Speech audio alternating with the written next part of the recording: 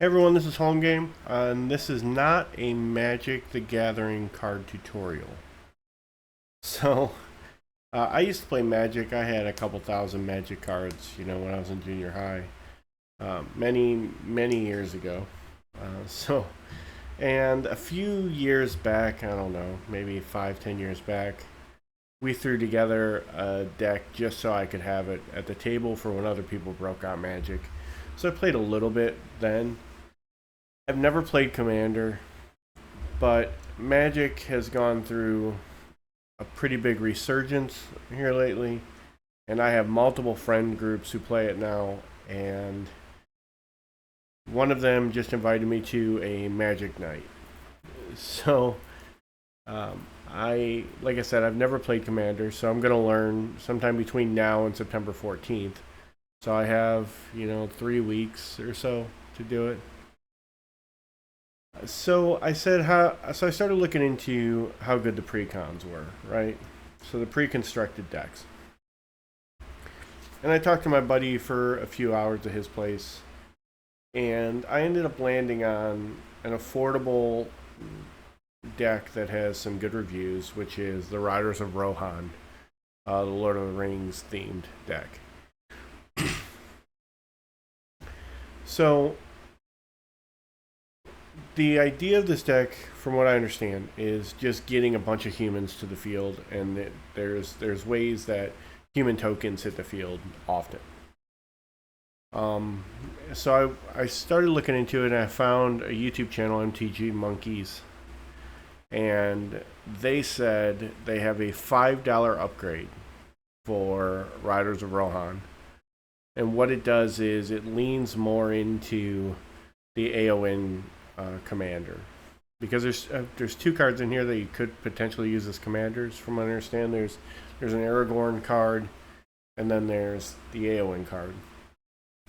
And Aragorn centers around a monarch mechanic, and Éowyn centers around getting humans to the field. So I looked at the $5 upgrade. Now, granted, the video is not. I think the video is from last year sometime. So prices in Magic cards fluctuate greatly and quickly, it seems. so, um, so I went on. So I went online. I started tracking down the cards. Now I also probably don't know the best places to go to. Like I said, I don't know Magic. So I went on and I tracked down all the cards, and it cost me about $17, I think. I have a bunch of them getting shipped to the house, and I believe it's like 6 cards that he would replace. So I figured we could walk through that real quick. Gimli of the Glittering Caves is getting replaced by Devout Chaplain. Now Gimli has double strike, which is good. He can do more damage if you want. He's only a 1/1.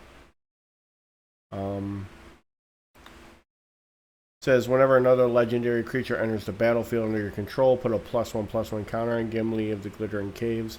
Whenever Gimli deals combat damage to a player, create a treasure token. So we're not really playing around with treasure tokens, I don't think, in this. My buddy might tell me different when he teaches me. I looked into it a bit, and it doesn't seem like this deck is built around that mechanic. So I can understand why the recommendation to remove this is there.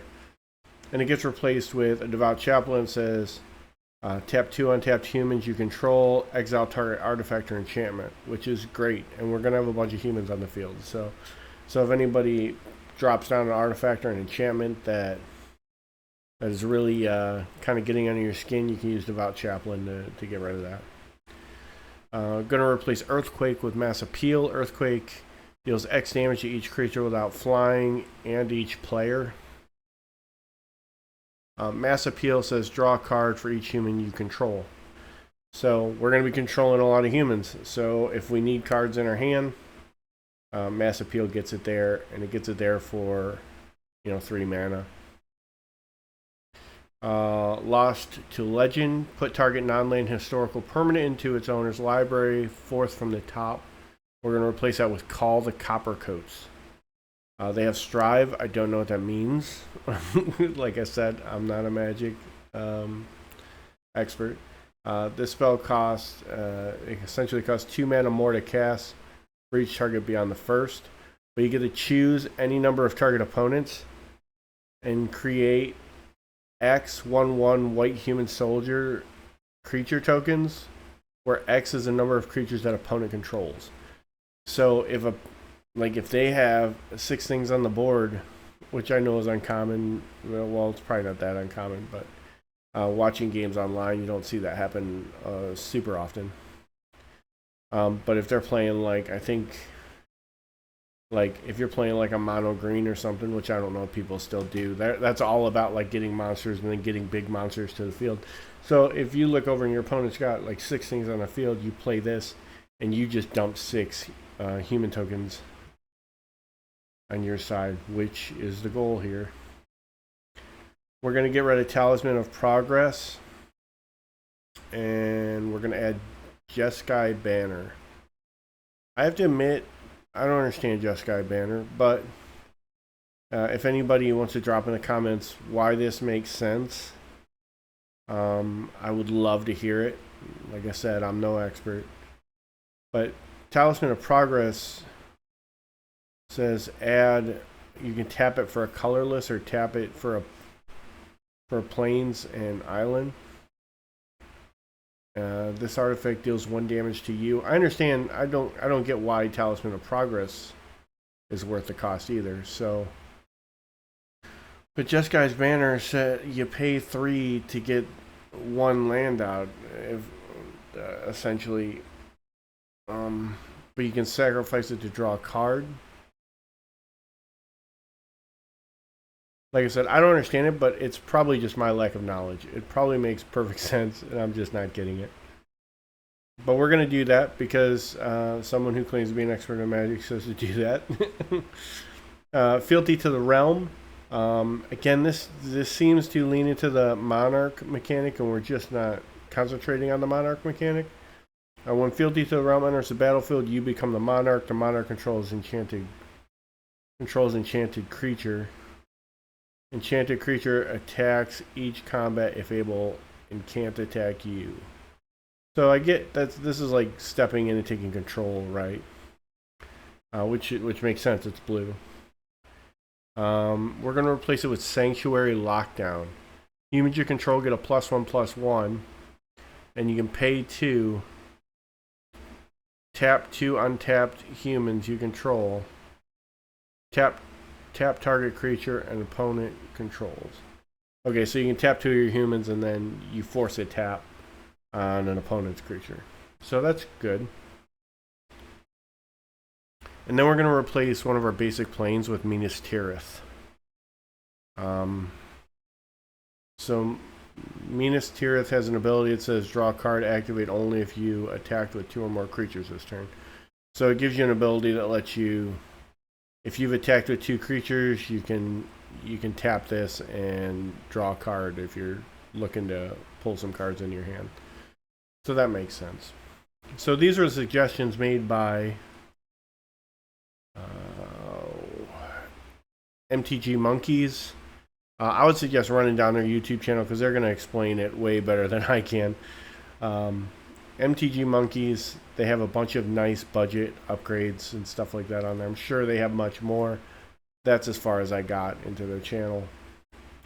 The other thing I'm looking at doing is I'm just going to replace a couple of basic lands. So years ago when my friends helped me build a deck, it was also a red white deck, just like Riders of Rohan is. So I went back and thumbed through that a little bit, and I found Shimmering Grotto and Unknown Shores, and they're just colorless lands, so they're a little more useful.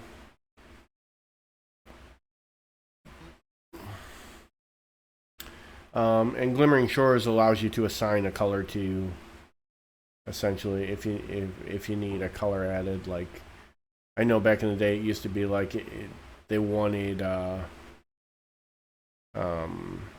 like depending on how many islands you tap, depended on X happening. So you might want to call this thing an island or whatever. just so it counts towards your X. And then I have Congregate, which I was debating whether or not I should kind of sneak this in as an instant. And when I talked to my buddy, he said that would be funny. Because it says target player gains 2 life for each creature on the battlefield, which is a lot. And it doesn't seem to cost that much for what it is. It's 3 colorless and 1 plains. And given that my goal is going to be partially to just dump humans on the field,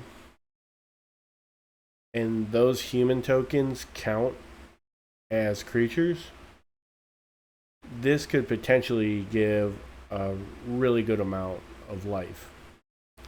So I'm debating trying to sneak this in there. So I'll make a few more posts as I kind of learn and build into this. This channel isn't going to become a Magic the Gathering channel. And I currently don't plan on buying a bunch of boosters or buying more decks. The goal was just to get together a deck that was reasonable, that I could throw down on the table if I'm at like a game night or I'm at an event and people start breaking out Magic cards. At least I'd be able to like pull something out and play to kill the time. I mean, that's basically it. I would like it to be fairly competitive from a casual standpoint, just so I'm not losing all the time. But the goal is going to be to hang out with friends and throw cards around the table. So check out MTG Monkeys and look for my next video. I ordered a bunch of stuff, and I will post some pictures and upload a video when all of that stuff is here, which should be like first week in September. I have some of it now, but I'm not even opening it yet. There's no reason to. I can go online and look at all the cards that are in this pack and learn from there. So there's no real reason to open them right now. So I might point the camera down and show the swap out and show the kit going together if people are interested in that kind of thing. So thanks for listening. Again, I'm not an expert.